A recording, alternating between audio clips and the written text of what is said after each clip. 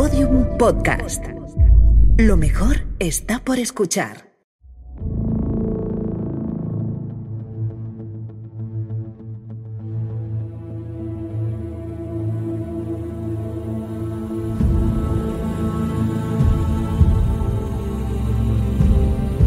Tras más de 15 años de guerra, el escenario ha cambiado por completo. Aníbal sigue en Italia, sí, pero Roma ha decidido llevar el conflicto hasta el corazón de África.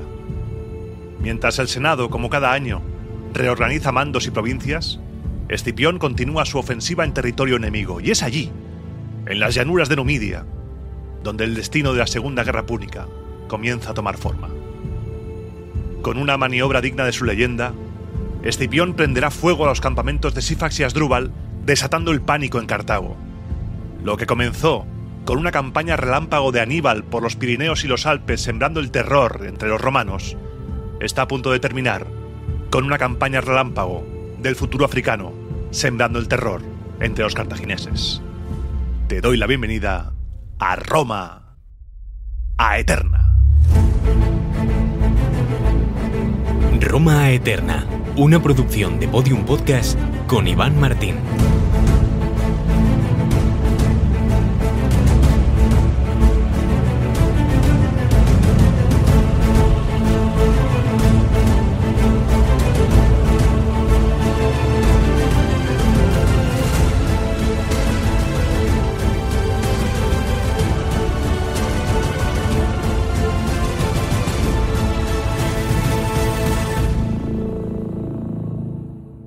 Programa 169 de Roma Eterna, 88 ya de la República. La semana pasada tuvimos programa especial con Cosicas de Miedo, un programa bastante potente, porque además fue la primera vez que trasladé el formato canónico de Roma Eterna a un directo, porque hasta ahora había hecho entrevistas, charlas y demás, pero nunca me había puesto yo solo ante el micro y ante el público, y fue una experiencia maravillosa. Y hoy volvemos a la programación habitual y hoy volvemos a lo que hace tiempo que no me pasaba. Y es que lo que estás escuchando ahora es una regrabación. Este programa lo he vuelto a grabar. Si me escuchas desde el principio sabrás que me ha pasado algunas veces. Y esta vez, lo comentaré luego en la sección sin música, es porque estoy en los últimos ya momentos del tercer libro. Estoy acabando de dejar listo el tercer libro, luego te contaré más, porque hoy nos vamos a meter de lleno de nuevo en la programación habitual. Volvemos a la República. ¿Y dónde lo habíamos dejado? Vamos a recapitular un poco, porque estamos en el año 204 a.C., a solo 2 años de la batalla de Zama. Y mientras Escipión prepara la campaña definitiva, en Roma hemos tenido drama. Nerón y Livio Salinator, desde su cargo de censores, protagonizaron un espectáculo lamentable. Llegaron al punto de privarse mutuamente de caballo público, un símbolo clave de su condición senatorial, abriendo una herida más en una república que está distraída en la Segunda Guerra Púnica, pero que, bajo esa tensión de la guerra, empieza a mostrar las costuras de la ambición personal, las costuras que acabarán degenerando en la caída de la república. El poder, incluso ese que supuestamente, según lo que dice el Mos Maiorum, debía velar por la moral pública, se estaba utilizando ya como herramienta de venganza. Nos estamos yendo por el desagüe. Mientras tanto, en las tierras del Brucio, el cónsul Publio Sempronio Tuditano, que por cierto, por si no te acuerdas, este señor fue el oficial de mayor rango que sobrevivió a la masacre de Cannas 12 años antes. Es un símbolo viviente de la tenacidad romana. Este señor tomó por asalto la ciudad costera de Clampecia porque Roma en ese momento estaba inmersa en la campaña de recuperación de toda Italia después de que el terremoto anibálico hubiera arrasado con las alianzas. Todo el mundo se fue con Aníbal casi y ahora tocaba reconstruir, recomponer a base de palo, a base de zanahoria, a base de lo que quieran esas ciudades. Poco después tomó Consentia, Pandosia y otras localidades menores se rindieron sin ofrecer resistencia. Esas ciudades querían evitar daños y sabían que o se entregaban por las buenas o serían arrasadas. Nos estamos acercando al final del año 204 a.C.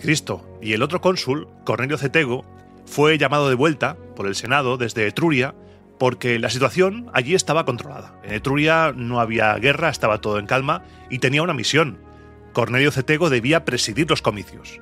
Se celebraron, salieron elegidos cónsules para el año siguiente, para el 203 a.C., Gneo Servilio Cepión y Cayo Servilio Gémino, gens Servilia, ojo ahí, Tras esta elección, tocaba entonces renovar los pretores. Vamos ahora a un bloque de cargos, de destinos y demás, que yo voy a intentar hacer de la manera más ágil posible, pero quiero que descubras estos nombres porque a veces tenemos sorpresas, y hoy tenemos 2 sorpresas. Como pretores resultaron elegidos Publio Cornelio Léntulo y Publio Quintilio Varo. Primera sorpresa, porque igual te suena el nombre. Otro Publio Quintilio Varo fue el que perdió, de aquí a 2 siglos, las 3 legiones en Teutoburgo en tiempos de Augusto. También salieron elegidos Publio Helio Peto y Publio Bilio Tápulo. Estos 2 últimos, Publio Helio Peto y Publio Bilio Tápulo, habían sido ediles de la plebe y su ascenso reflejaba el movimiento del cursus honorum.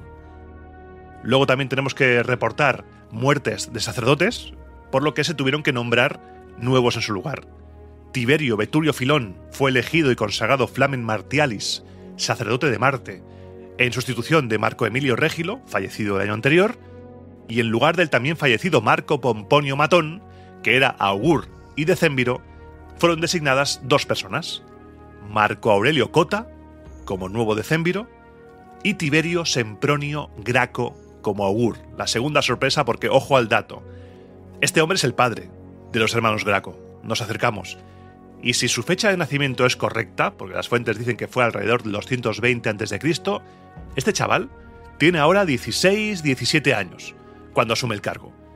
Una precocidad asombrosa para un puesto religioso vitalicio que nos enseña, nos ilustra cómo la guerra había acelerado y distorsionado en cierta manera el ascenso político.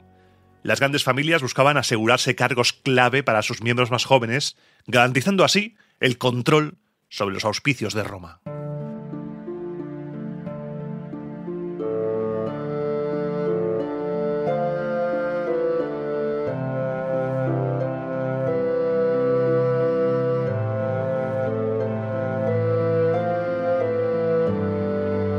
Aunque parezca un poco mecánico el hablarte de estos cargos y demás, a mí me encanta, porque siempre aparece alguien, siempre tenemos sorpresas, como te he dicho antes, alguien joven, Quintilio Varo, Tiberio Sempronio Graco, que aún no son protagonistas, pero van asomando, y me gusta eso, que vayan asomando. Ese mismo año, los ediles curules Cayo Livio y Marco Servilio Gémino colocaron cuadrigas de oro en el Capitolio y celebraron durante 2 días los Juegos Romanos. También los Juegos Plebeyos fueron renovados por Publio Helio y Publio Bilio, que los prolongaron también durante 2 días. Y con motivo de las fiestas, se ofreció un banquete ritual en honor de Júpiter. Y ahora sí, cambiamos de año, 203 a.C., nos acercamos peligrosamente a Zama. Me estoy poniendo nervioso, mira. Bueno, no ves nada porque esto es un podcast, los pelos como escarpias cuando hablo de Zama. Llevamos 16 años de Segunda Guerra Púnica. Si no voy equivocado, la Segunda Guerra Púnica empezó en el podcast en otoño de 2023 y el podcast, sí, el programa de la caída de Sagunto es el programa en el cual te hablé de la muerte de mi padre, así que no se me va a olvidar, fue en diciembre de 2023, el destallido, pero ya empezábamos desde otoño. Los cónsules, Gneo Servilio Cepión y Cayo Servilio Gémino, como era de costumbre, lo primero que hicieron fue consultar al Senado para establecer la política general. ¿Cómo manejamos la guerra este año? ¿Cómo repartimos las provincias? ¿Qué hacemos, padres conscriptos? El Senado decretó que ambos cónsules decidieran, de mutuo acuerdo o por sorteo, cuál de los 2 se haría cargo del Brucio, al sur, para enfrentarse a Aníbal, el Marronetis, y cuál se ocuparía de Etruria y de la Liguria, al norte, el destino más tranquilo. El Senado básicamente dijo, me la pela, elegid vosotros, ese marrón no lo tenemos nosotros. Al que le tocara el mando del Brucio, el marrón, se le asignaría el ejército de Publio Sempronio Tuditano, a quien a su vez se había prorrogado el mando por 1 año como procónsul, reemplazando a Publio Licinio Craso Dives, me estoy volviendo bizco, que debía regresar a Roma. Y cuando hablamos de Publio Licinio Craso Dives, las fuentes se deshacen en elogios. Tito Livio, por ejemplo, dice que era uno de los grandes de su tiempo, y que además de su reputación militar, se decía que reunía en sí mismo todas las cualidades naturales y la fortuna que pueden darse de un solo ciudadano. Era noble, era rico, tenía una presencia imponente y una fortaleza física notable. O sea, ese tío te levantaba una cuadriga con un brazo, estaba buenardo y estaba forrado. Para un romano eso era el top. Y por si esto te parece poco, también era considerado un orador brillante. Tanto en el Senado como ante el pueblo, era un maestro de la palabra y también dominaba el derecho pontificio. Lo tenía todo. Además, su consulado, el del año 205 a.C., le dio aún más prestigio porque fue él quien logró acorralar a Aníbal en el Brucio. Y por si te lo estabas preguntando, te suena, ¿verdad? Sí, Licinio Craso, seguramente te suene de tiempos más mediáticos. Llevamos poco de programa y ya estamos empezando a nombrar a personajes que son quizá no directos, pero que son familiares lejanos algunos de otros protagonistas de grandes momentos de la historia romana, de final de la República, de principios del Imperio. Empiezan a asomar esas familias. Con respecto a Etruria y a los ligures, se decidió lo mismo que en el Brucio. Marco Cornelio Cetego, que era el cónsul del año anterior y que estaba asignado a esa zona, debía entregar el ejército al nuevo cónsul que le tocase esa zona, y él se iría a la provincia de la Galia, prorrogado en su mando, con las legiones que el año anterior había tenido Lucio Escribonio, que era el que estaba allí. Como ves, un movimiento de fichas continuo. Cada año van cambiando los destinos, tú te vas allá, tú te vas acá, todo. Después se sortearon los destinos del resto de magistrados. No hemos acabado. Quedó así el tema pretores. Lo voy a hacer rápido para que no nos muramos. A Helio Peto le tocó la jurisdicción urbana, a Publio Cornelio Léntulo Cerdeña, a Publio Bilio Tápulo Sicilia y Arimino, y a Publio Quintilio Varo las 2 legiones que habían estado bajo el mando de Espurio Lucrecio. A Espurio Lucrecio, por su parte, ya para acabar, se le prorrogó el mando con una misión muy simbólica. Debía reconstruir la ciudad ligur de la actual Génova, destruida por el cartaginés Magón, hermano de Aníbal. Espérate, que nos hemos olvidado de alguien, ¿no? Publio Cornelio Escipio. A ese hombre se le hizo algo que jamás se había hecho a nadie. Se le prorrogó el mando indefinidamente, sine die, hasta que la guerra en África concluyera. Esta decisión es una fractura directa del principio republicano de anualidad. Se estaba concentrando en Escipión un poder prolongado que presagiaba lo que vendría después.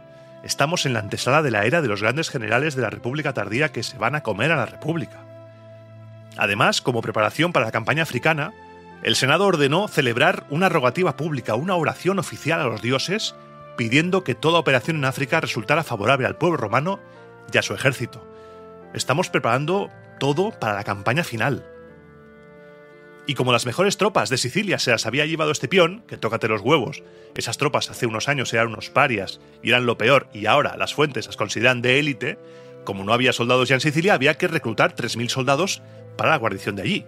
Y como Roma había decidido proteger las costas de Sicilia con una flota de 40 naves, Publio Bilio Tápulo partió hacia allí con 13 barcos nuevos, mientras que el resto eran carenados y reparados en los astilleros.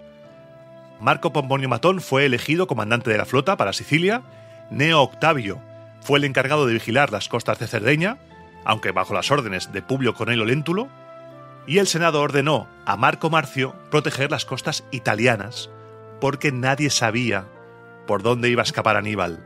Sabían que la operación de África iba a provocar que Aníbal saliera de la península italiana, pero como no sabían por dónde, había que defender todos los sitios. Como ves, el frente se está volviendo cada vez más amplio y más difícil de cubrir. Cada año los romanos tenían que abarcar más terreno, y eso significa más frentes, más hombres, más decisiones, más cargos, más espacio por cubrir y más locura para nosotros. Según decreto del Senado, se alistaron 3.000 hombres para esta flota, y también se levantaron 2 legiones urbanas. A Hispania se enviaron como promagistrados a Lucio Cornelio Léntulo y a Lucio Manlio Acidino. Y creo que no me dejó nada. Vamos a hacer un recuento, porque si hacemos un recuento de todo, Roma contaba, para la campaña de ese año, 203 a.C., con 20 legiones activas y 160 naves de guerra. Nada mal. Después de estar al borde de la extinción, nada mal para una Roma que lo ha pasado muy mal. Y antes de que todos se fueran, un momento, antes de que os vayáis, los cónsules celebraron los grandes juegos que el dictador Tito Manlio Torcuato había prometido hacía 5 años, porque dijo: dentro de 5 años, si la República se mantiene estable, celebraré unos juegos. Vale, los 5 años han llegado, Tito Manlio no estás, así que toca a los cónsules en activo. Y por supuesto, no sería un buen inicio de campaña romana si no te cuento prodigios, que los hubo. Dicen las fuentes que unos cuervos no solo picotearon, sino que directamente se comieron algo de oro del Capitolio. En Ancio, unos ratones royeron una corona de oro. Y en los campos cercanos a Capua, una plaga de langostas, de vete tú a saber de dónde salieron, arrasó los cultivos. Pero espérate, que hay más. En Reate nació un potro con 5 patas. En Anagnia se vieron puntos de fuego cruzando el cielo y después un enorme cometa. En Frusino, el sol fue rodeado por un halo de luz tenue y poco después apareció un doble círculo solar envolviendo al primero. En un llano cerca de Arpino, la tierra se abrió en un socavón profundo. Y para rematar, ya para acabar de dejar a los romanos locos, cuando uno de los cónsules realizó el primer sacrificio augural, el hígado de esa víctima carecía del caput iecoris, de la cabeza del hígado, le faltaba un cacho de hígado. Un defecto gravísimo en la ruspiquina, la adivinación etrusca, la que estaba mirando los hígados, y esto confirmaba los peores temores. El destino de la campaña africana era incierto, y tal vez esa campaña iba en contra de la voluntad divina. Lo que no sabemos es si ese señor que dijo que le faltaba un cacho de hígado al bicho era realmente parcial, imparcial, era de la facción antiescipiónica, porque claro, recuerda que había una facción antiescipión que buscaba quitarle el mando. Pero bueno, dejando de lado eso, imagínate el terror colectivo. Los cuervos comiendo oro en el Capitolio es una ofensa directa a Júpiter óptimo máximo. El socavón, una apertura al inframundo. Y el hígado ya, vamos, ya me voy. El hígado apaga y vámonos.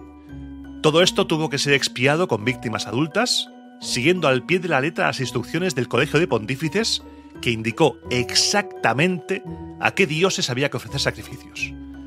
Una vez concluidos los rituales, y con los preparativos en marcha, los destinos y los cargos y todo, cónsules y pretores se fueron a sus respectivas provincias. Pero todos tenían en mente un único lugar: África.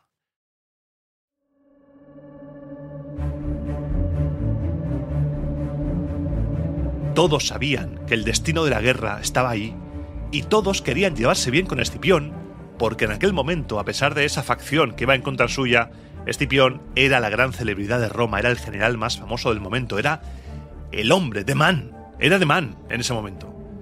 Y por eso, el apoyo logístico y el apoyo militar no paraba de llegar a África. Desde Cerdeña, desde Sicilia y también desde Hispania se enviaban ropas, trigo, armas, suministros, de todo. Era una operación logística gigantesca para sostener lo que estaba por venir. Y por su parte, Escipión no se quedó quieto en ese invierno del 204 al 203. Al contrario, Escipión tenía muchos frentes abiertos. Y te lo resumo en 3 puntos básicos. Estaba asediando la ciudad de Útica. Tenía a la vista, en el punto de mira, el campamento de Asdrúbal. Y además, los cartagineses habían botado su flota equipada y lista para cortar el paso de los suministros romanos. Esto es lo que va a pasar hoy. Estos van a ser los puntos fuertes de hoy. Porque en medio del caos, Escipión no dejaba de maniobrar. Seguía intentando atraer de nuevo a Sífax a la causa romana. Escipión pensaba que, oye, después de tanto tiempo, el rey Númida quizá ya se había cansado del amor de su esposa, Sofonisba. Tal vez, si ya se ha cansado, puede volver al bando romano, ya nos dejamos de tonterías y vuelve con nosotros. Va, venga. El amor había sido un arma diplomática poderosa, pero Escipión creía que el amor se acababa y ya está. Y luego volvemos a la política. Sin embargo, las propuestas de paz que llegaban desde el campamento de Sífax, en coordinación con los cartagineses, no eran del agrado de Escipión porque tenían una condición clara y que no era negociable por ninguna de las dos partes. La condición era: los romanos debían abandonar África y los cartagineses, por su parte, harían lo propio con Italia. Y Sífax fue más tajante todavía. Si la guerra continúa, no me esperéis. No me esperes, Escipión, no me voy a unir al bando romano bajo ninguna circunstancia. Escipión, al principio, apenas prestó atención a esas condiciones. Las rechazó y ya está. Pero luego, y aquí empieza la genialidad, empezó a suavizar la negativa. ¿Por qué? Muy sencillo. Porque Escipión necesitaba un motivo creíble para que sus emisarios entraran y salieran con frecuencia del campamento enemigo. Fingir una negociación real era la cobertura perfecta para quedarse con todo. Así fue como ambas partes comenzaron a creer que si se seguía discutiendo, tal vez se podía llegar a un acuerdo, una tregua, una paz, un algo. Pero Escipión no tenía en mente eso, en absoluto. Tito Livio nos describe los campamentos de invierno de los cartagineses y nos dice que eran un desastre. Improvisados, construidos deprisa, con materiales recogidos del campo, casi todos hechos de madera, vamos, un show. Pero si ya era malo lo de los cartagineses, lo de los númidas era un circo. Acampaban sin orden, en cabañas de mimbre y esteras, y muchos ni siquiera estaban dentro de la empalizada. Algunos montaban su tienda fuera del campamento, simplemente porque, según Tito Livio, por supuesto, que también déjalo estar, no les daba la gana seguir órdenes. Bueno, Tito Livio, ¿te has preguntado eso? Increíble. Entonces, claro, cuando Escipión se enteró del nivel de cochambrosidad de los campamentos de los cartagineses y de los númidas, que también lo vamos a poner entre comillas, muy comillas, dijo, se le encendió la bombilla. ¿Qué pasaría si juntamos el fuego con la madera? ¡Ja! Fiesta romana. Y a partir de ahí puso en marcha una de las maniobras más brillantes y también más polémicas de toda la guerra. Escipión, mientras seguía negociando, envió a sus mejores centuriones disfrazados de sirvientes que iban acompañando como si fueran criados a los embajadores, pero que en realidad eran espías seleccionados cuidadosamente. Oficialmente formaban parte del séquito, pero en la práctica eran los ojos de Escipión. Tito Livio intenta defender este ardid como una astucia legítima, necesaria en tiempos de guerra, pero en Roma no todos lo vieron así.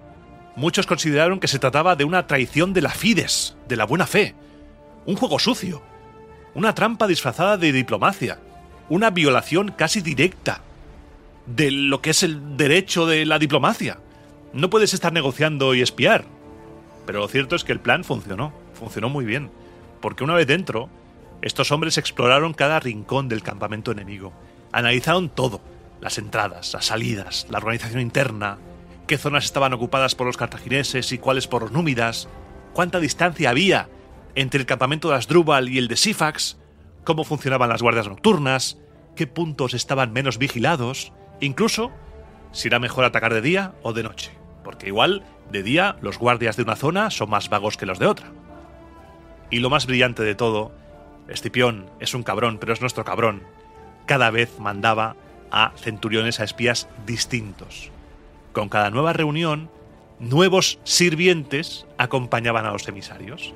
Así, cada visita sumaba más información y formaba a más oficiales romanos que conocerían al dedillo la disposición del enemigo. Mientras tanto, las conversaciones seguían su curso, cada vez más frecuentes, cada vez más relajadas y cada vez más prometedoras, aunque todo era mentira. Tanto Sífax como Asdrúbal comenzaron a creerse que de verdad había una paz en el horizonte. El ambiente era distendido, la vigilancia había bajado, la presencia de romanos en el campamento enemigo ya no levantaba sospechas, porque era algo habitual verles paseando por ahí. ¿Qué tal? ¿No? Un descanso de la reunión, vamos a echar un vistazo. Un vistazo vamos a echar. Y en un momento dado, los embajadores romanos lanzaron el anzuelo final. Dijeron que tenían órdenes estrictas de que ya está, de no regresar sin una respuesta definitiva. Así que, si Sífax ya había tomado una decisión, que lo dijera ahora. Y si necesitaba consultarlo con Asdrúbal, que lo hiciera cuanto antes. O firmamos ya, o vamos a la guerra, pero se ha acabado ya. Tonterías. Mientras Sífax consultaba con Asdrúbal, y este a su vez con Cartago, los centuriones aprovecharon para terminar de rematar su informe. Todo estaba listo y Escipión empezó a afilar el cuchillo. Las largas reuniones y el falso clima de entendimiento hicieron el resto. Los cartagineses y númidas bajaron la guardia, se relajaron, y entonces llegó la respuesta. Porque los enemigos, con esa relajación, lo que pensaron fue que Escipión estaría también relajado, y también pensaron que como ese enviado les estaba apremiando mucho en cerrar ya la negociación, pensaron que Escipión estaba desesperado por la paz y que ahí había algo raro. Querían aprovechar ese aparente interés para forzar concesiones. Querían sacar ventaja, le querían hacer la 13-14 porque pensaban que Escipión estaba débil y que tenía prisa, y se equivocaron completamente. Porque eso fue justo lo que necesitaba Escipión, un pretexto legítimo para romper las negociaciones. Así que le informó al enviado númida que estudiaría con su consejo de guerra la última propuesta de Sífax. Al día siguiente le comunicó que, lo siento, lo he intentado todo, he defendido con fuerza la paz, pero nadie de mi consejo de guerra aprueba la paz, así que dile a tu rey que no habrá paz. Se había cerrado la trampa. Escipión oficialmente rompió la tregua porque ya no tenía que fingir. Era libre para seguir adelante con su verdadero plan. Estamos ahora mismo en la primavera del año 203 a.C. Escipión botó los barcos, cargó las máquinas de asedio y todo el equipo pesado, simulando un nuevo intento de tomar Útica por mar, y además envió 2.000 hombres a ocupar de nuevo una colina cercana que dominaba la ciudad. Todo ese movimiento formaba parte de un doble señuelo. Por un lado, desviaba la atención del enemigo hacia un supuesto ataque naval, y por otro, se aseguraba de que no hubiera sorpresas desde Útica contra su propio campamento, que quedaría solo con una guarnición mínima mientras él se dirigía al auténtico objetivo. Se dirigía hacia Sífax y Asdrúbal. Una vez que estuvo todo preparado, Escipión reunió a su consejo de guerra, ordenó a los centuriones que se habían infiltrado en el campamento que compartieran con todo detalle todo lo que habían aprendido, la disposición de los campamentos, sus puntos débiles, las rutas de escape, la ubicación de los centinelas, y entonces Escipión soltó la bomba. Señores, tengo informes que me dicen que Sífax nos va a atacar esta noche, por lo que tenemos que atacar nosotros antes. Inmediatamente dio la orden a los tribunos militares de que cuando sonara la señal, las legiones salieran del campamento y avanzaran contra el campamento enemigo. La reunión se disolvió y, como estaba previsto, al caer el sol, las tropas de Roma comenzaron a marchar. En mitad de la noche, sin hacer ruido, sin forzar el paso, el ejército romano se deslizó en la oscuridad hacia los campamentos enemigos. A mitad del camino, Escipión llamó aparte a Cayo Lelio, su eterno lugarteniente, y a Masinisa. Les encomendó una misión crucial. Debéis avanzar e irrumpir en el campamento de Sífax y prenderle fuego. Les advirtió que como no podían contar con el factor sorpresa total porque había guardias, lo sabían, debían compensarlo con velocidad, coordinación y con la más extrema cautela. Señores, esto no es un ataque cualquiera. Aquí se va a decidir la guerra. Así que marchad y por Roma vamos a prenderle fuego al campamento de Sífax. Ambos marcharon y no hubo que esperar mucho para ver los resultados. En cuanto prendieron fuego a las primeras cabañas, las llamas saltaron de una a otra, alimentadas por la madera seca y los techos de estera. El incendio se propagó como un monstruo voraz a través de las tiendas improvisadas, devorando todo a su paso. En segundos, el campamento entero era pasto de las llamas. El pánico fue inmediato. Las tropas númidas, medio dormidas, creyeron que el fuego era un accidente. Salieron corriendo sin armas, intentando apagarlo, pero justo entonces, sorpresa. Se toparon con los númidas de Masinisa, que estaban colocados estratégicamente en los caminos de salida. Allí los estaban esperando, armados y en silencio. Muchos murieron abrasados dentro de sus tiendas, otros intentando huir por las puertas, porque la masa de cuerpos, el desorden, los gritos, lo hacían imposible. Acabaron aplastándose unos contra otros, atrapados entre el fuego y el acero. En el otro campamento, el de Asdrúbal, ocurrió lo mismo. Al ver el resplandor del campamento de los númidas, los centinelas cartagineses se despertaron sobresaltados.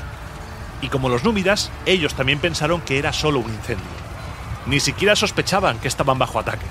Salieron desarmados, con cubos, con mantas, corriendo entre las llamas, pensando en salvar su equipo, sus tiendas, sus compañeros. Y ahí estaban los romanos, esperando. Escipión, viendo que las puertas se habían quedado sin vigilancia, ordenó la entrada directa. Las legiones avanzaron entre el humo y los cuerpos calcinados, abriéndose paso entre animales medio chamuscados y soldados atrapados. El fuego ardía con tal intensidad que parecía haber estallado en decenas de lugares al mismo tiempo. Todo se convirtió en una gigantesca hoguera, una especie de fuego del infierno cerrado entre empalizadas. Quienes no murieron abrasados cayeron bajo las espadas romanas. Fue, según nos cuentan las fuentes, una matanza. De un solo golpe, Escipión arrasó los dos campamentos enemigos. Y sin embargo, los dos líderes, Sífax y Asdrúbal, lograron escapar. También lo hicieron unos 2000 soldados de infantería y 500 de caballería. Pero los números no engañan. Murieron miles, muchos, ni siquiera sin comprender qué estaba ocurriendo. Según Tito Livio, los muertos superaron los 40.000. De esos, 11.000 serían nobles cartagineses y 14.000 habrían sido capturados. Aunque, también hay que decirlo, esas cifras probablemente estén infladas por el entusiasmo romano, ya que no había tantos nobles quizá como para morir hay tantos. Pero la magnitud del desastre fue real, devastadora, fue una auténtica matanza. Se tomaron 6 elefantes como trofeo, 8 más murieron en el caos. Todo el campamento recuperado fue dedicado a Vulcano, el dios del fuego, en honor al modo en que se había conseguido la victoria. Asdrúbal, después de salir casi vivo de la batalla, buscó refugio en la ciudad más cercana. Al principio los sobrevivientes lo siguieron y la ciudad le abrió las puertas, pero cuando sintió que los ciudadanos podían entregarlo a los romanos, por miedo, optó por marcharse antes de que lo traicionaran, y su instinto no le falló, porque pocos días después, la ciudad abrió las puertas a Escipión sin oponer resistencia, y como la rendición fue voluntaria, no hubo saqueo. Salvó el pellejo por los pelos. Después de eso, los romanos arrasaron otras 2 ciudades, que sí se resistieron, y el botín fue repartido entre la tropa. Mientras tanto, Sífax, que también había escapado, se replegó a una posición defensiva a unas 8 millas de distancia. Y Asdrúbal, viendo que Cartago podía entrar en pánico tras la derrota, corrió a uña de caballo hacia la capital para evitar que cundiera el caos y que se tomaran decisiones precipitadas y decisiones terribles. Las primeras noticias del desastre llegaron a Cartago como un bazazo. En la ciudad cundió el pánico. Muchos estaban convencidos de que Escipión abandonaría el asedio de Útica para marchar directo hacia la capital. Y ante esa amenaza, los sufetes, los magistrados supremos cartagineses, equivalentes en cierto modo a los cónsules romanos, convocaron al Senado cartaginés. En realidad su función era más amplia. Los sufetes combinaban el poder ejecutivo, el judicial, el religioso, eran los guardianes de las leyes púnicas, y en el consejo se debatieron 3 opciones. Cartago ante esto podía enviar embajadores a Escipión y negociar la paz, cosa que quizá es tan poco complicada. Podían llamar a Aníbal para que defendiera Cartago, o podían, como tercera opción, reclutar a un nuevo ejército y pedir a Sífax que por favor no les dejara tirados. Se impuso la tercera, reclutar un nuevo ejército. Asdrúbal, presente en el debate, y toda la facción de los bárquidas prefirieron continuar la lucha. Ellos no estaban dispuestos a aceptar la derrota todavía, por lo que Cartago se movilizó de inmediato. Se iniciaron reclutamientos tanto en la ciudad como en el campo. Se enviaron emisarios a Sífax para que no se fuera. Un Sífax que, sorprendentemente, estaba más a tope que nunca con continuar la guerra. Porque su esposa, Sofonisba, según dice Tito Livio, logró convencerlo entre lágrimas, rogándole que no abandonara a su patria ni a su suegro, que no dejara que Cartago terminara a pasto de las llamas, igual que su campamento. Además, los emisarios cartagineses no venían con las manos vacías. Traían buenas noticias, traían esperanza. Cerca de la ciudad de Oba, se habían encontrado con 4.000 celtíberos, una tropa joven y escogida reclutada en Hispania. Y por si fuera poco, Asdrúbal estaba a punto de unirse a ellos con un nuevo contingente de tropas. Sífax estaba entusiasmado por lo que mostró a los emisarios de Cartago una multitud de campesinos númidas a los que acababa de armar y montar a caballo. Les dijo que pensaba movilizar a toda la juventud de su reino.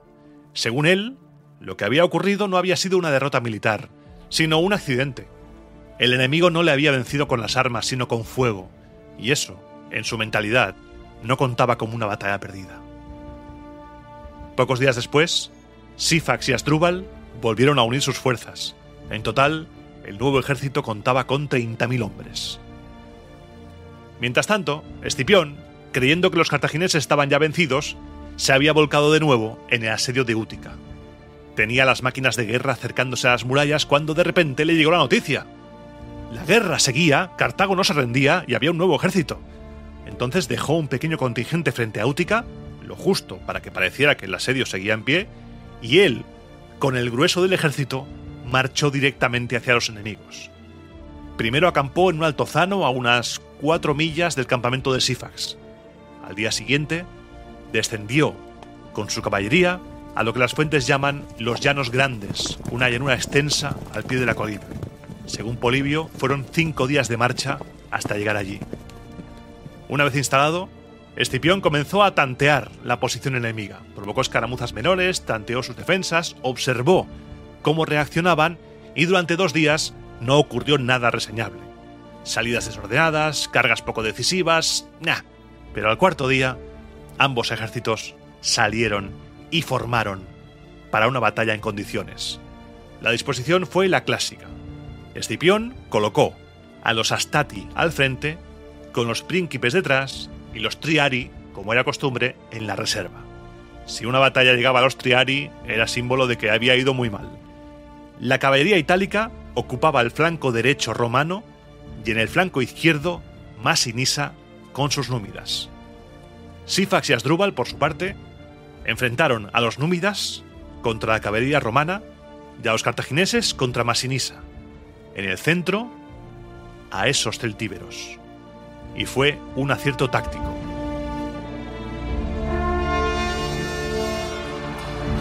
La batalla comenzó y ambos flancos enemigos colapsaron casi al instante. Los númidas de Sífax, muchos de ellos campesinos improvisados, novatos que no eran soldados, no aguantaron ni la primera carga y escaparon. Y los cartagineses, que también eran novatos en su mayoría, no pudieron hacer frente a los perros de la guerra de Masinisa, que venía además crecido tras la victoria en el campamento. Pero en el centro ocurrió otra cosa diferente, porque los celtíberos resistieron como animales, como malditos tanques resistieron.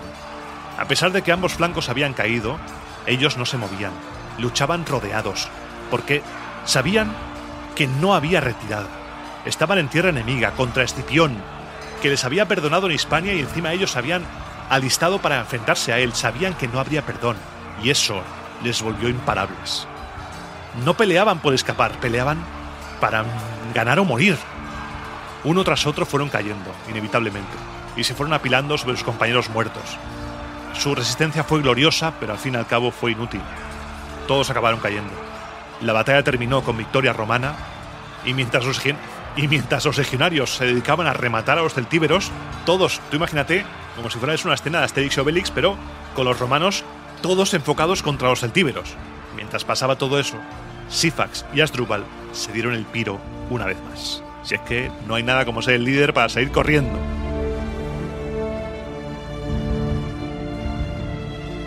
Al día siguiente, Escipión envió a Cayo Lelio y a Masinisa con todos los jinetes y con todas las tropas ligeras para que persiguieran a los fugitivos. Y él, mientras tanto, con el grueso del ejército, sometía ciudad tras ciudad en un avance relámpago por el territorio cartaginés. Algunas ciudades caían por la fuerza, otras por amenazas y muchas simplemente por la reputación de Escipión. Abrían las puertas. En Cartago el pánico, que ya era absoluto antes, ahora era máximo. Todos daban por hecho que en cuanto Escipión terminara de tomar las ciudades del entorno, se lanzarían contra la capital sin avisar. Las murallas se reforzaban a toda prisa, se añadían contrafuertes, se traía grano, leña, utensilios, todo lo que fuera útil en caso de asedio. En el Senado cartaginés ya nadie hablaba de paz, pero sí que comenzaba a hablarse de Aníbal. Algunos propusieron lanzar un ataque naval inmediato contra la flota romana anclada cerca de Útica, pillarla por sorpresa, destruir sus barcos, quemar el campamento naval y ganar tiempo. Pero la mayoría coincidía en que ahora lo que hacía falta era llamar a Aníbal. Solo Aníbal podía salvar a Cartago, solo él tenía el prestigio, el talento, el ejército y un nombre que inspiraba terror en los romanos. Así que finalmente, tras una larga negociación, se decidió hacer ambas cosas. Por un lado se lanzaría la flota hacia Útica contra los romanos, y por otro se enviaría una embajada a Italia para llamar a Aníbal. El plan de Escipión estaba funcionando. Todo se estaba haciendo a contrarreloj, imagínatelo, todos corriendo rápidos como un pepino. La ciudad sabía que el enemigo estaba cada vez más cerca, y esta vez no había margen de error. Era o hacerlo bien o morir. Escipión, que tras toda esa campaña de conquista de ciudades arrastraba tras de sí un ejército ya cargado de botín y prisioneros procedentes de esas ciudades, decidió enviar todo ese material de vuelta a su antiguo campamento de Útica para aligerar la marcha, porque sabía que el siguiente objetivo era el definitivo: Cartago. Camino a Cartago, ocupó la ciudad de Tinete, la actual Túnez, una plaza fuerte cercana, con buena posición estratégica, que había sido abandonada por su guarnición. Estaba protegida tanto por sus fortificaciones como por el emplazamiento natural y permitía además divisar Cartago claramente y al mismo tiempo ver el mar y cualquier movimiento en la costa.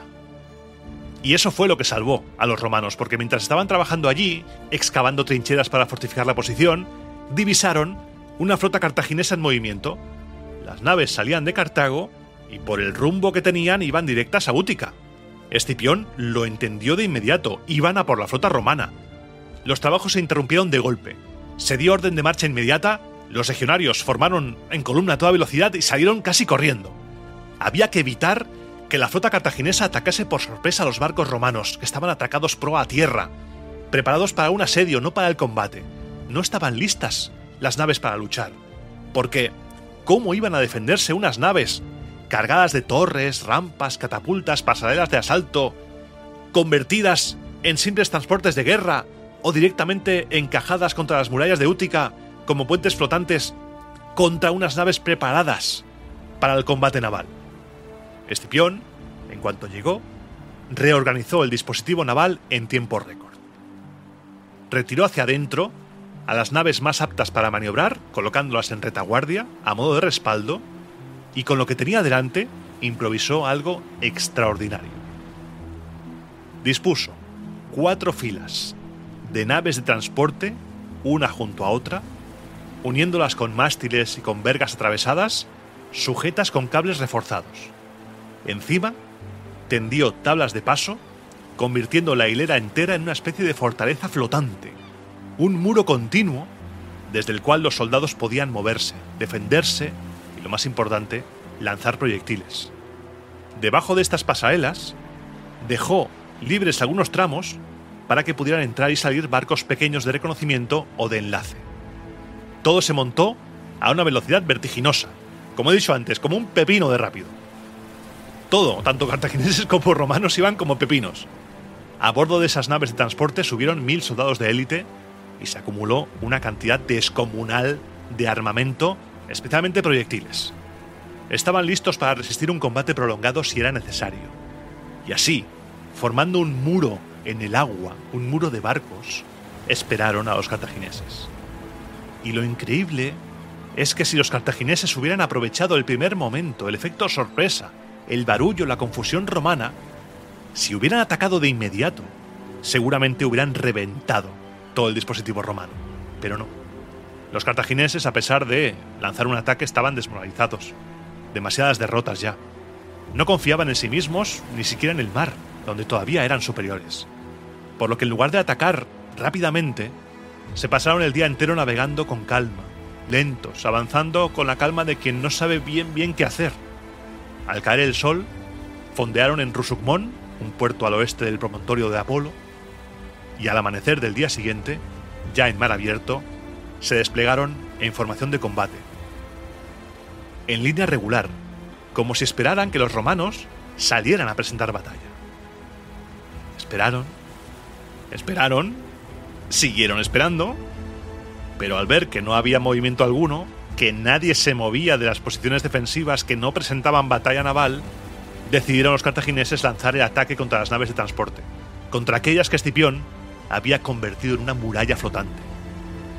Las naves cartaginesas, más bajas, intentaban atacar desde una posición inferior. Desde ahí, mal.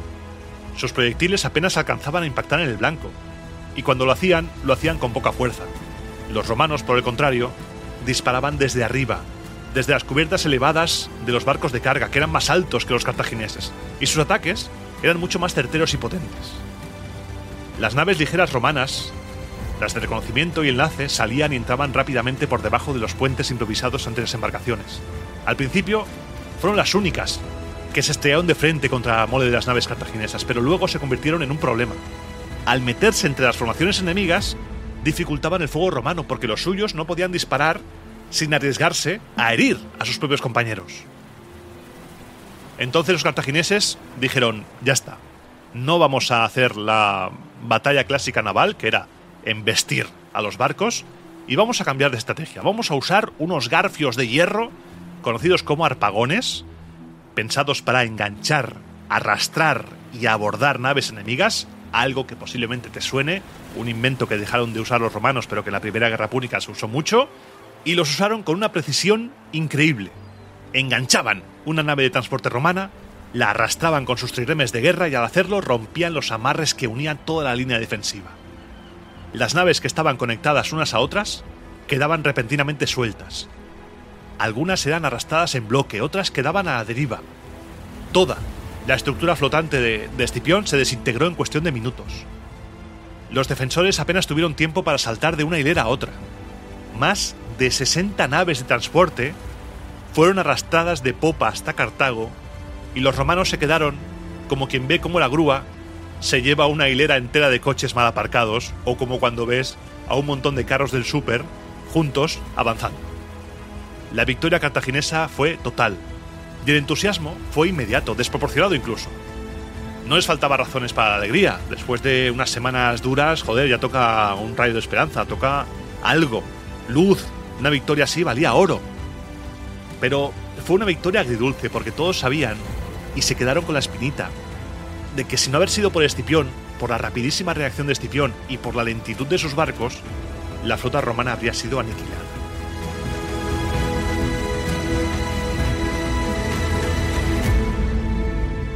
Mientras tanto, no muy lejos de allí, recuerda que habíamos dejado a Cayo Lelio y a Masinisa persiguiendo a los fugitivos, persiguiendo a Sífax. Y en ese momento estaban llegando a su destino tras 2 semanas de marcha. Fueron recibidos en Numidia con júbilo. Los mesulios, pueblo fiel a Masinisa, le devolvieron el trono paterno, largo tiempo usurpado. Sífax ahora estaba condenado a vagar por los límites de su antiguo reino, pero no tenía ninguna intención de quedarse quieto. Su esposa, su suegro, su orgullo y su pasión lo empujaban al combate. Además, disponía todavía de recursos considerables, tenía hombres, tenía caballos, riquezas y sobre todo, la ambición de quien no quiere aceptar la derrota. Reunió a todos los hombres en edad de luchar, los armó con lo que pudo y organizó a su ejército al estilo romano, como habría aprendido tiempo atrás. Manípulos, escuadrones de caballería, todo. El ejército era tan numeroso como el anterior, pero mucho más inexperto y desorganizado. Se dirigió hacia los romanos y acampó cerca. Al principio solo se produjeron algunas pequeñas escaramuzas. Unos cuantos jinetes se adelantaban, provocaban y retrocedían. Luego, a medida que la furia, la mala hostia crecía, ambas caballerías salieron a luchar abiertamente. Pero la cosa cambió cuando la infantería romana irrumpió entre los huecos de la caballería y dio solidez al combate. Los númidas, al principio arrolladores, se desconcertaron. No estaban acostumbrados a un combate organizado de infantería. Primero redujeron su ímpetu, luego titubearon y finalmente, como novatos que eran, se desbandaron. La caballería romana, reforzada por el apoyo de la infantería, empezó a dominar por completo el campo de batalla.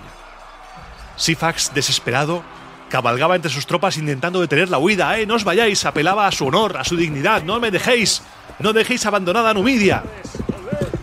Pero su caballo se desbocó, lo tiró al suelo y allí mismo, gravemente herido, fue capturado, arrastrado y llevado ante Lelio.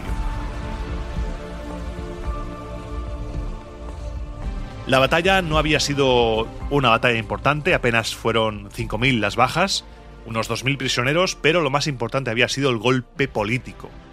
El rey Sífax había sido capturado, el ejército desbandado, y el prestigio de Masinisa estaba en su punto más álgido. La capital del antiguo reino, Cirta, era el siguiente paso. Allí se había refugiado un gran número de habitantes y soldados. Masinisa, con las riendas del destino en la mano, lo tenía claro. Le dijo a Lelio que para él no había nada más hermoso que recuperar su patria, pero que tampoco había tiempo para celebraciones. Si se le permitía avanzar con la caballería y con Sífax prisionero, mientras Lelio venía detrás con la infantería, podía tomar la ciudad. Lelio accedió. Masinisa cabalgó a toda velocidad rumbo a Cirta. Envió emisarios a los líderes locales e informó que el rey Sífax había sido capturado. No le creyeron, incluso se rieron de él, pero la sonrisa se tornó en caras de preocupación y de miedo cuando Masinisa les mostró al propio Sífax encadenado ante sus ojos. Entonces todo cambió. Hubo lamentos, gritos, algunos corrieron a esconderse y otros le abrieron las puertas de la ciudad. Masinisa entonces ordenó sellar las salidas, apostó guardias en todas las puertas y puntos estratégicos de las murallas para evitar cualquier fuga y a galope tendido se dirigió al Palacio Real. Allí, en el corazón del antiguo reino, el hijo del desierto volvía a entrar como vencedor. Aquel que había sido dado por muerto, aquel que había sufrido las 1001 aventuras, cabalgaba para recuperar el trono perdido de su padre.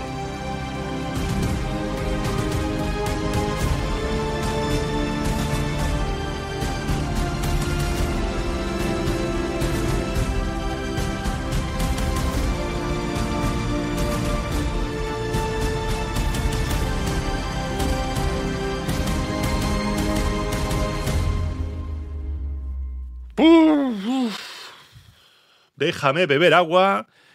Déjame que me recupere. Un segundo.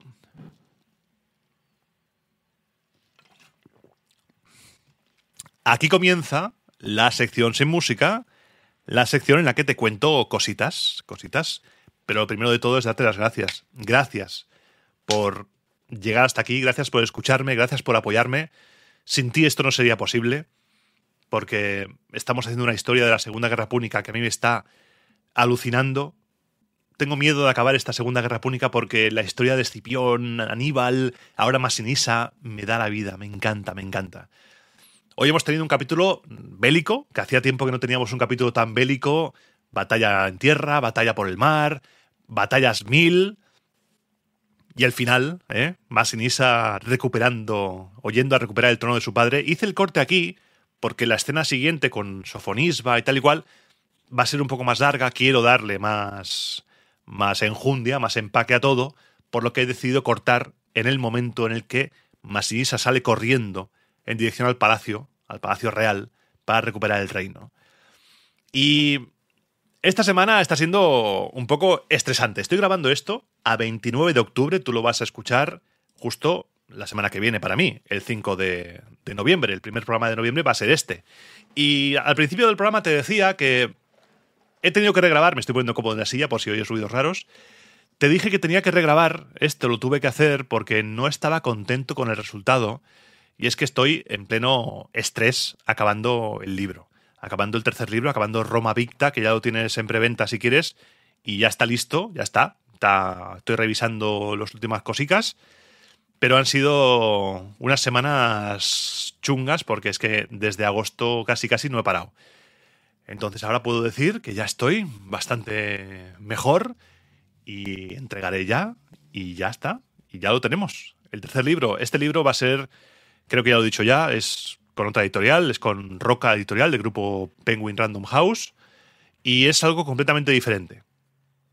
No es un libro cronológico, no sigue el imperio, no es a la monarquía. Es una historia de Roma a través de sus derrotas, a través de sus vergüenzas, a través de sus momentos más humillantes y más infames y más lamentables, para descubrir cómo Roma siempre se siguió levantando y cómo el relato de que siempre se levantaba fue construido de manera artificial a veces para mantener un mito que ha seguido vivo durante más de 2000 años y que todavía hoy sigue vivo, el mito de la Roma invicta. Aunque realmente, como digo en el libro, si Roma fue eterna, y lo es, que es eterna, es porque nunca fue invicta. Porque sudó, sangró, sufrió, como cualquiera de nosotros. Y este libro no es para que odiemos a Roma ni para desmentir nada, sino para admirarla todavía más, admirar a esa loba que, a pesar de estar llena de heridas, algunas infligidas por enemigos externos y otras por sí misma, siempre supo lamerse las heridas, siempre supo levantarse, aguantar el dolor y tirar para adelante. Porque al final la vida, ¿qué es? Si no tirar para adelante. ¿Es así? ¡Es así! Y hoy no te quiero dar la chapa con muchas cosas, porque como estoy enfrascado con el libro, no hay muchas novedades esta semana, por lo que yo te voy a decir que si quieres compartir el podcast, compártelo con todo el mundo, eso es lo más importante. Escuchar el podcast, compartirlo, disfrutar de las cositas romanas en familia o con tu pareja o con amigos, o aunque estés solo o sola, que estés ahora cocinando, caminando, trabajando, compártelo si quieres y suscríbete en todas las plataformas de audio en la que sea tu favorita. Puedes escribirme a roma@eternapodcast@gmail.com, que en cuanto entregue el manuscrito me voy a poner al día de los mails, porque soy consciente de que tengo 200 y pico mails por responder. Lo sé, 1000 disculpas, pero es que tengo que priorizar. Y estoy ahora con jornadas de 12 a 13 horas acabando de pulir el libro y no me da el cerebro. Puedes escribirme ahí, romaeternapodcast@gmail.com, y puedes seguirme en redes sociales. Estoy en Twitter, RomaEternaFM, estoy en Instagram, RomaEternaPodcast, estoy también en Threads, estoy también en Blue Sky, búscame por donde quieras, Roma Eterna. Y lo más importante también, si quieres, hay contenido exclusivo, extra, premium, como quieras llamarlo, en el Patreon mío propio, patreon.com/Iván Martín, Iván con B, en el que cada semana subo los guiones del podcast, subo audios exclusivos con temas más profundos, ya café para muy cafeteros, que no afectan en absoluto al contenido del podcast. Roma Eterna es gratuito, from the plebe to the plebe, siempre va a ser gratuito, siempre que esté en mi mano, salvo que cuando muera dentro de 50 años y ya no haya Roma Eterna, y bueno, 50 años no, voy a morir antes, pero digo, si dentro de 50 años hay otra persona haciendo Roma Eterna y que va por Augusto, eso ya, bueno, yo volveré como espíritu. Si algún descendiente mío u otra persona se hace cargo de Roma Eterna porque no he acabado y hace el podcast de pago, volveré desde lo más profundo del inframundo para darle tremenda colleja. Así que sí, es simplemente si tú puedes apoyar, puedes hacerlo bien en el botoncito azul de iVoox o en Patreon, por lo que en Patreon tienes contenido exclusivo, están todos los programas ahí ordenados, hay un montón de trastiendas, que es como se llama la sección extra con un audio que cada vez está siendo más largo. Subo los guiones, subo cositas, subo papers, por ejemplo, cosas de investigación, cuando hay algunos temas y demás. Tú tienes ahí. Yo, por mi parte, como cada semana, dándote las gracias con la mano en el corazón por seguir apoyándome una semana más, por seguir ahí. Deseo que los dioses te sean propicios, tanto a ti como a los tuyos, que todo lo que te embarques, todo lo que te propongas, se cumpla, salga bien, que los dioses estén de tu lado. Y yo te espero la semana que viene, pasaré lista, en el próximo programa de Roma a Eterna.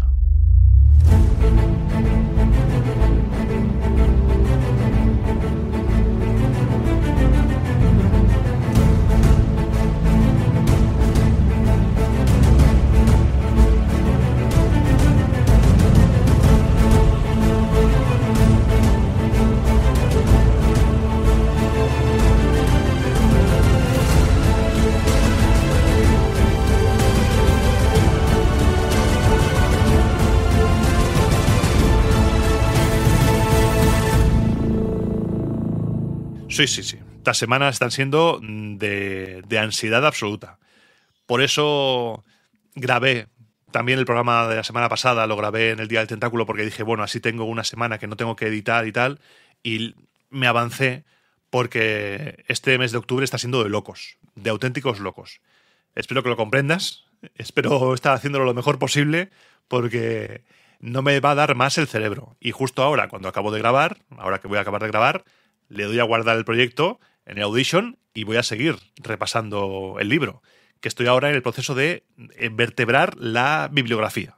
Que esto del orden alfabético, el formato, tal, ya lo tengo más o menos de los otros libros, pero hay que picar texto. Muchas gracias por llegar hasta aquí. Tú eres el lobo loba original de Roma Eterna. Tú haces la eternidad de Roma. Muchas gracias, te mando un fortísimo abrazo y te espero en el siguiente. Adiós.